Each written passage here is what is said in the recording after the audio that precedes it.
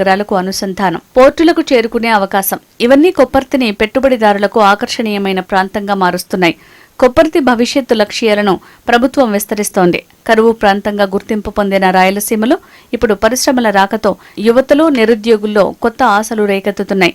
కొప్పర్తి పూర్తి స్థాయిలో అభివృద్ధి చెందితే కడప జిల్లా మాత్రమే కాదు, చుట్టుపక్కల జిల్లాల యువతకు కూడా పెద్ద ఎత్తున ఉపాధి అవకాశాలు అందుబాటులోకి వచ్చే అవకాశం ఉంది. కొప్పర్తి కేంద్రంగా అనేక రకాలైనటువంటి మౌలిక సదుపాయాలు పెద్ద ఎత్తున కల్పించడం, పారిశ్రామికవేత్తలందరినీ కూడా ఆహ్వానించడం మనందరం కూడా చూస్తున్నాం.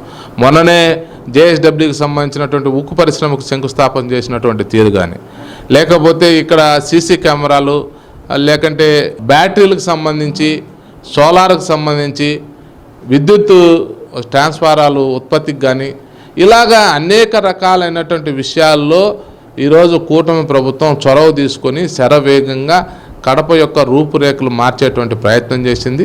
ముఖ్యంగా చెన్నై, బెంగళూరు యొక్క విమానాశ్రయాలు దగ్గర ఉండడంతో పాటు కడపలో స్వతహాగా విమానాశ్రయం ఉండడం, కావాల్సినంత భూమి చౌకగా దొరికేటువంటి అవకాశం ఉండడం, అలాగే మానవ వనరులు కూడా కావాల్సినన్ని ఇక్కడ స్కిల్ డెవలప్మెంట్ పేరు మీద అందరినీ కూడా పెద్ద ఎత్తున యువతని సన్నద్ధత చేసి వాళ్ళందరికీ కూడా తర్ఫీదు ఇవ్వడం కారణంగా కావాల్సినటువంటి మానవ వనరులు కూడా అందుబాటులో ఉండడం కారణంగా కడపకు ఒక అంది వచ్చినటువంటి అవకాశాన్ని ఈ యొక్క రాష్ట్ర ప్రభుత్వం కూటమి అధికారంలోకి వచ్చిన తర్వాత శరవేగంగా అభివృద్ధి వైపు అడుగులు వేయడం, పారిశ్రామికవేత్తలందరూ కూడా పరుగులు పెట్టడం, పరిశ్రమలు స్థాపించి సుమారు 50,000 మందికి ఉపాధి వచ్చేటువంటి పరిస్థితి మన కళ్ళ ముందర కనబడుతుంది. కడపలో ఏఎల్ డిక్సన్ కానీ, అటుపోతే ఛానల్ ప్లే అని కానీ, టెక్నోడమ్ కానీ, ట్రయోవిజన్ కానీ అండ్ ఫార్మసీ కంపెనీలు కానీ ఇక్కడ ఇప్పుడు స్టార్ట్ అయినాయి.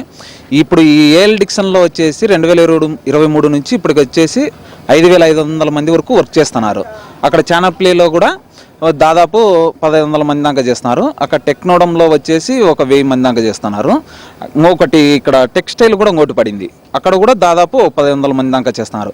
ఇలాంటి ఇంకా మరి కొన్ని ఉద్యోగాలు కావాలి, ఇలాంటి కంపెనీలు ఇక్కడికి ఇంకా వస్తున్నాయి కూడా.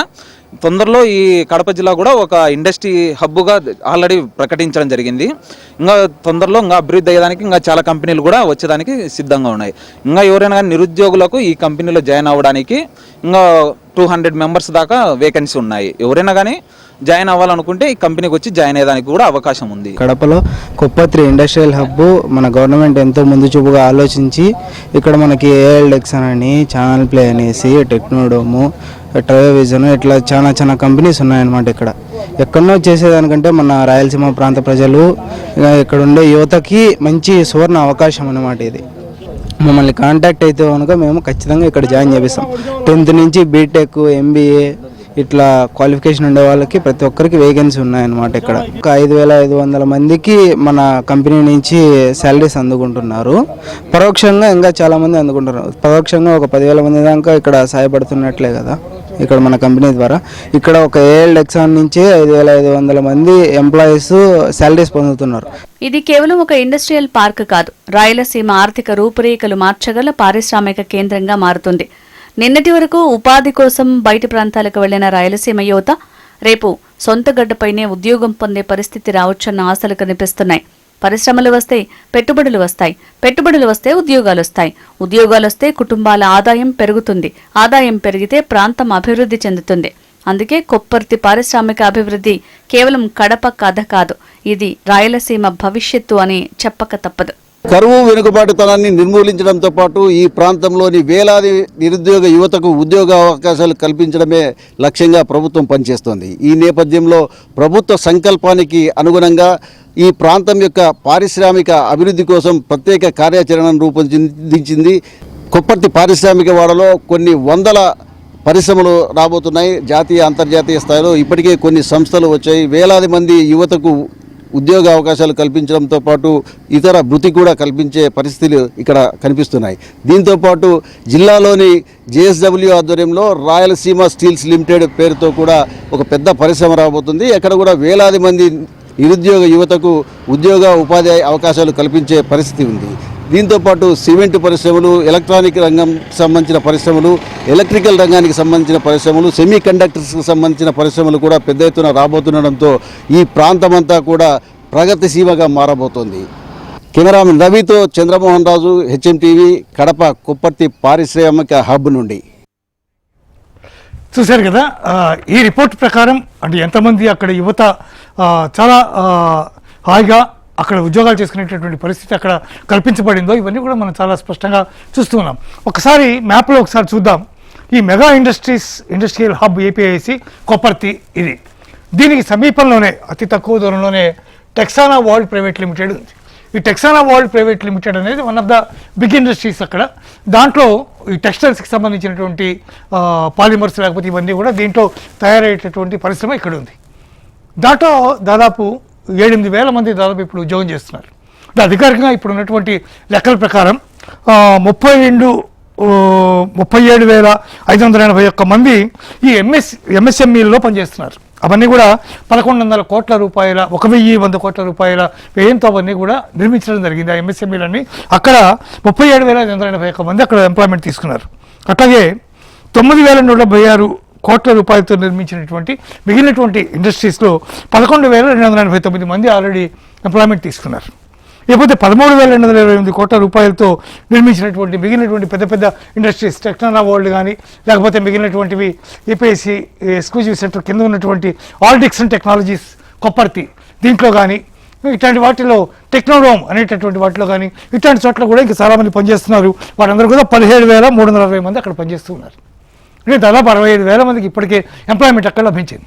ఈ మిగిలినవి కనుక మనం చూసుకుంటే మిగిలిన ఇండస్ట్రీస్ మొత్తం కనుక చూసుకుంటే స్టీల్ ప్లాంట్ కానీ లేకపోతే మిగిలినవన్నీ కనుక తీసుకుంటే చాలా భారీ ఎత్తున అక్కడ ప్రొడక్టివిటీ అవుతుంది. ఒక పక్క ఇందాక బైట్స్లో చెప్పినట్టుగా నారా లోకేష్ అక్కడ పర్యటించినప్పుడు 28 కల్లా ఖచ్చితంగా అక్కడి నుంచి ఉత్పాదకత ప్రాఫిట్ వచ్చేటట్టు ఉత్పాదకత వైపు మరింత ఉత్పాదకత వైపు మనం వెళ్ళిపోతున్నాం.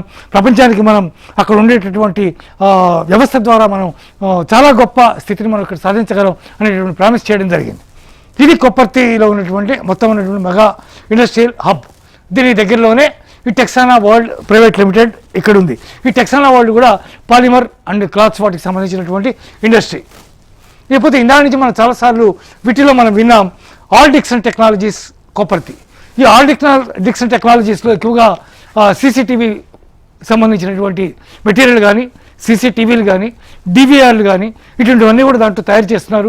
అట్ ద సేమ్ టైం దాంతోపాటు వాటికి సంబంధించినటువంటి కొన్ని పార్ట్స్ని కూడా అక్కడ తయారు చేయడం జరుగుతుంది. అలాగే టెక్నోడోమ్ ఇండస్ట్రీస్ని కనుక తీసుకుంటే ఇక్కడ LED టీవీలు వాటికి సంబంధించినటువంటి మెటీరియల్ ఇవన్నీ కూడా జరుగుతుంది. టెక్నోడోమ్ అనేది చాలా ఇంపార్టెంట్ అనేటువంటి ఇండస్ట్రీగా ఇక్కడ పరిగణించబడుతోంది. ఈ టెక్నోడోమ్ ఇండియా ప్రైవేట్ లిమిటెడ్లో చాలా ఇంపార్టెంట్ అనేటువంటి ఇవన్నీ కూడా స్పేర్ పార్ట్స్ అన్నీ కూడా అక్కడ తయారు చేస్తున్నారు. LEDలు LCDలు ఆ టీవీలకు సంబంధించినటువంటివన్నీ తయారు చేస్తున్నారు.